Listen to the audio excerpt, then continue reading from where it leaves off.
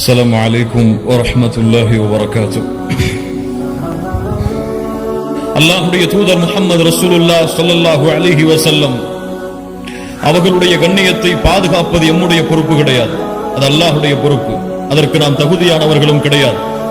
ஆனால் எம்முடைய உள்ளத்தில் அல்லாஹ்வுடைய தூதர் முஹம்மது ரசூலுல்லாஹ் ஸல்லல்லாஹு அலைஹி வஸல்லம் அவர்களுடைய கண்ணியத்தை பாதுகாப்பதற்கு, அவர்களுடைய மதிப்பை பாதுகாப்பதற்கு இன்ஷா அல்லாஹ் இந்த உரை எம்முடைய உள்ளத்திற்கு உதவியாக இருக்கும் என்று அல்லாஹ்வின் மீது ஆதரவு வைக்கிறேன்.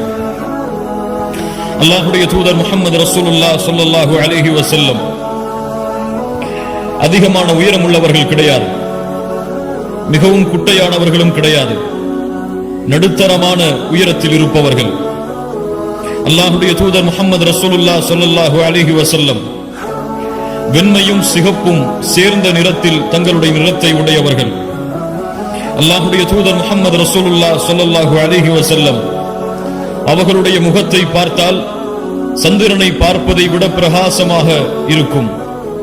அல்லாஹ்வுடைய தூதர் முஹம்மது ரசூலுல்லாஹ் ஸல்லல்லாஹு அலைஹி வஸல்லம் படர்ந்த நெற்றி உடையவர்கள், அடர்ந்த புருவத்தை தங்களுடைய கண்களுக்கு மேல் கொண்டிருப்பவர்கள்.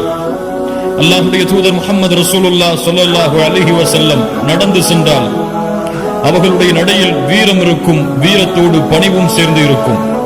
அல்லாஹ்வுடைய தூதர் முஹம்மது ரசூலுல்லாஹ் ஸல்லல்லாஹு அலைஹி வஸல்லம் நடந்து சென்றால் ஒரு மேல் தளத்திலிருந்து கீழே இறங்குபவர் எப்படி நடந்து வருவாரோ அல்லாஹ்வுடைய தூதர் முஹம்மது ரசூலுல்லாஹ் ஸல்லல்லாஹு அலைஹி வஸல்லம் அப்படி நடந்து வருவார்கள்.